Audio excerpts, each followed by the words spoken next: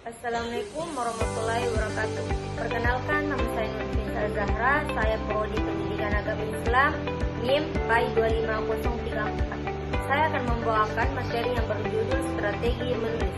Strategi menulis ialah langkah-langkah, teknik atau metode yang digunakan penulis untuk menyusun dan menyampaikan ide secara efektif dalam bentuk tulisan. Adapun contoh strategi menulis yang pertama yaitu brainstorming.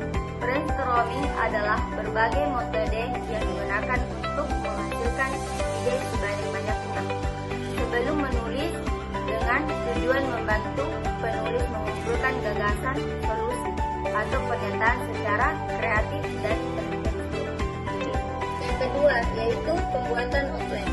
Outline adalah sistem formal yang digunakan untuk mengembangkan kerangka kerja, berpikir tentang apa itu tulisan yang seharusnya diorganisasikan dan evaluasi. Outline membantu memprediksi keseluruhan struktur dan alur tulisan. Yang ketiga, drafting. Drafting adalah proses menyusun rancangan atau draft dari suatu dokumen, contohnya seperti makalah, daftar isi, atau program. Adapun yang keempat, revisi dan editing ialah proses meninjau, mengevaluasi, memperbaiki suatu karya menjadi lebih baik dalam menggunakan suatu konteks menulis. Yang kelima, free writing.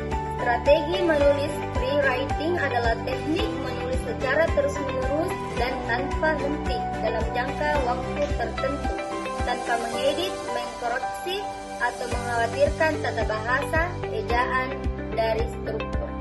Adapun metode belajar menulis.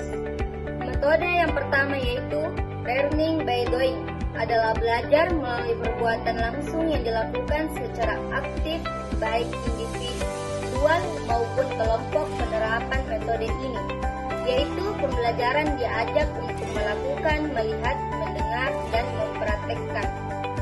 Yang kedua yaitu metode kolaboratif.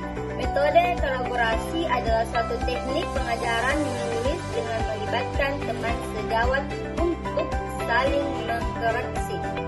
Dengan penerapan strategi tersebut, siswa lebih mandiri dan aktif memberikan umpan balik dalam setiap tahapan penulisan. Adapun yang ketiga yaitu peer review. Dalam pembelajaran ini adalah proses di mana peserta didik saling mengevaluasi, memberikan masukan yang konstruktif, dan merefleksikan hasil karya atau kinerja teman sebayanya berdasarkan kriteria yang telah ditetapkan.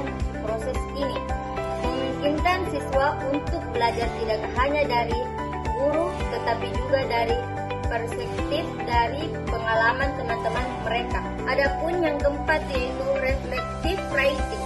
Proses aktif untuk meninjau kembali dan menganalisasi pengalaman belajar secara mendalam yang melibatkan perenungan terhadap tindakan, keputusan dan hasil belajar untuk meningkatkan kinerja di masa depan.